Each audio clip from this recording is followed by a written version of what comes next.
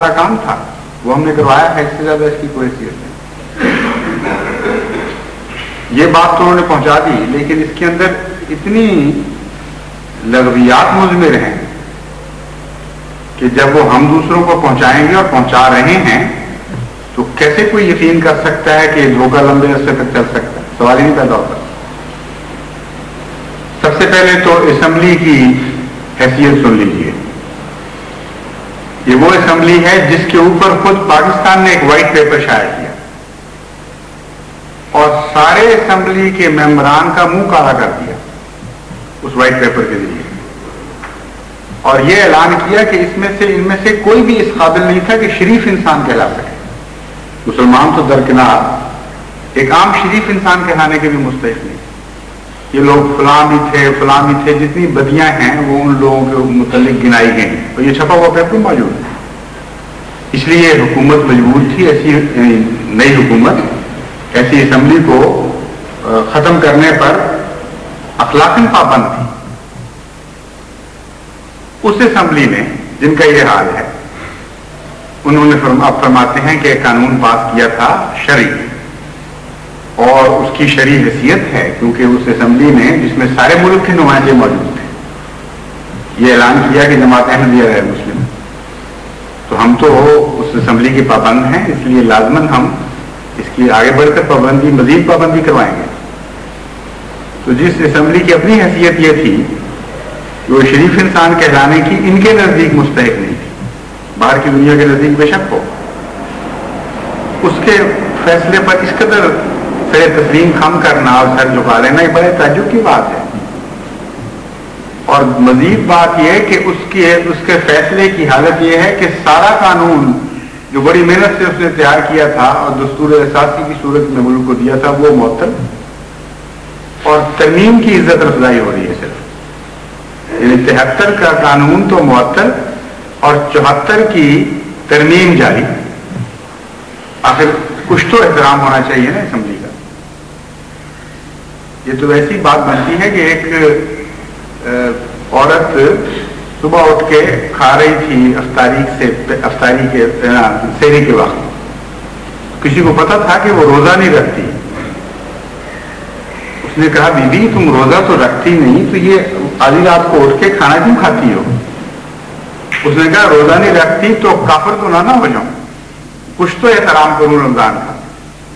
جہاں تک کھانے والا حصہ ہے وہ تو مجھے پورا کرنا چاہیے وہاں۔ چنانچہ افطاری بھی کرتی تھی اور سحری بھی کرتی تھی اور بیچ میں بھی کھانا کھاتی تھی۔ تو یہ احترام ہے ان کے نزدیک اس اسمبلی کا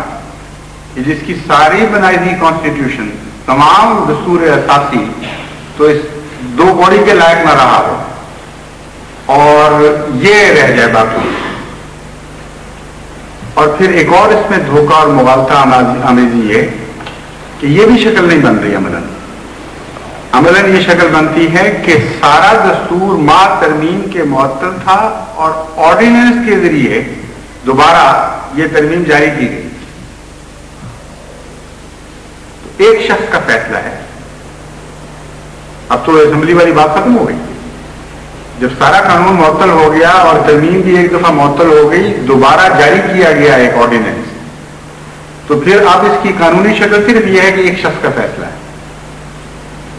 یہ چیزیں جب دنیا کے سامنے آئیں گی تو پاگل تو نہیں دنیا کو نہ سمجھ سکے، مگر قطع نظر اس کے کہ یہ فیصلہ کس کا تھا، جیسا کہ میں نے بیان کیا ہے، یہ موقف ہی حماقتوں کا بلندہ ہے کہ منافقت کی ہم کیسے اجازت دے سکتے ہیں۔ سب سے پہلے تو یہ کہ منافقت کہتے کس کو ہیں، قرآن و حدیث کی بات کرتے ہیں تو اسے معلوم کرو، اور منافق کو کس چیز کی اجازت دی جا سکتی ہے اور کس کی نہیں دی جا سکتی۔ اول تو یہ فیصلہ کہ کسی کے دل میں کیا ہے، جو وہ دعویٰ کرتا ہے اس کے دل میں وہ ہے بھی کہ نہیں، سوائے خدا کے کوئی نہیں کر سکتا۔ اس لیے آپ اس کو جو چاہیں کہیں، یہ نہیں کہہ سکتے کہ جو تم منہ سے کہہ رہے ہو ہم اعلان کرتے ہیں کہ تمہارے دل میں یہ نہیں ہے۔ یہ کام سوائے خدا کے اور کوئی نہیں کر سکتا۔ چنانچہ آن حضرت صلی اللہ علیہ وآلہ وسلم اور خلفاء کی زندگی میں ایک بھی ایسا واقعہ نہیں کہ کسی نے اپنے آپ کو مسلمان کہا ہو اور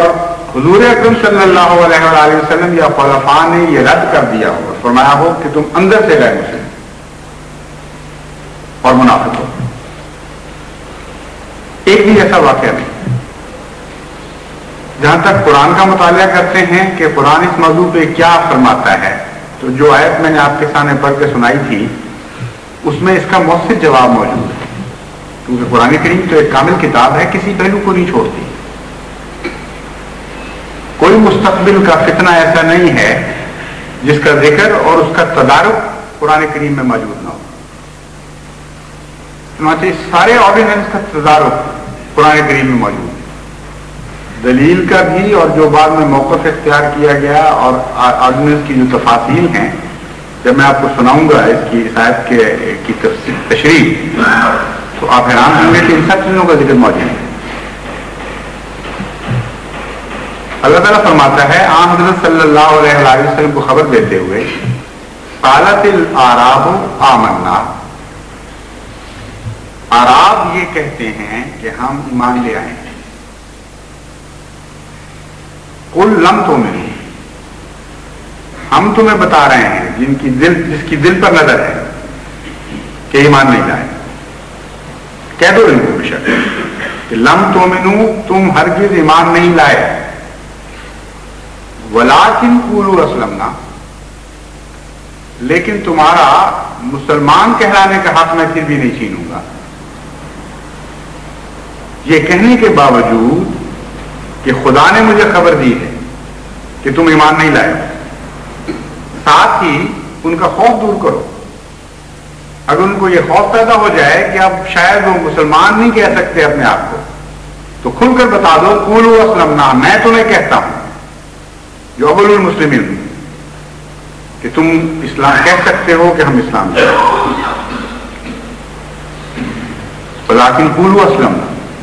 ولما يدخل الایمان فی قلوبکم، یہ کہو کہ ہم اسلام لے آئے ہیں حالانکہ ایمان تمہارے دلوں میں داخل ہی نہیں ہو۔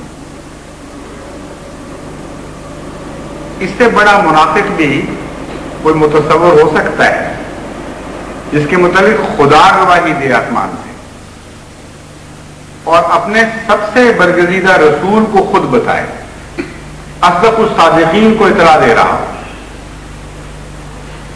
کہ یہ لوگ جو دعویٰ کرتے ہیں کہ ہم مومن ہیں، ان کے دلوں میں ایمان نے جھانک کے بھی نہیں دیکھا، لیکن ساتھ ہی یہ حکم بھی دیتا ہے اس کے باوجود ان سے مسلمان کہلانے کا حق تم نے نہیں چھیننا، بلکہ اپنی زبان سے یہ کہو ہمیں علم ہے ایمان تمہیں حاصل نہیں ہوا، تمہارے اندر داخل ہی نہیں ہوا، پھر بھی خدا مجھے کہتا ہے کہ تمہیں کہہ دوں کہ تم مسلمان کہو اپنے آپ کو، اس سے تمہیں کوئی نہیں روک سکتا۔ تو جہاں تک یہ جو دعویٰ تھا کہ منافقت سے مسلمان بنتے ہیں اس لیے ہم نے ان کو روکا ہے،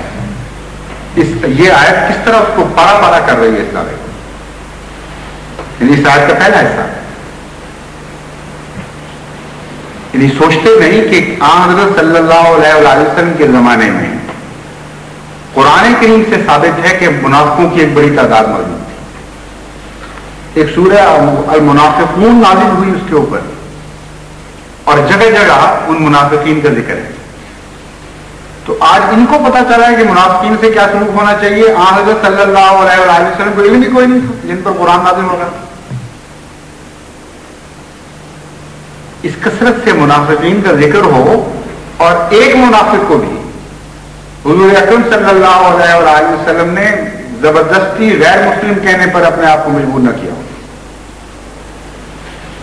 بلکہ رئیس المنافقین وہ جو ذیل آزاری میں اس حد تک بڑھ گیا کہ حضرت صلی اللہ علیہ وآلہ وسلم کے متعلق ایک غزوے سے واپسی پر اس نے یہ اعلان کیا کہ جو اس مدینہ اس شہر کا سب سے معزز شخص ہے وہ نعوذ باللہ من ذالک اس شہر کے سب سے ذلیل شخص کو نکال دے گا جب گھر پہنچے گا. اور صحابہ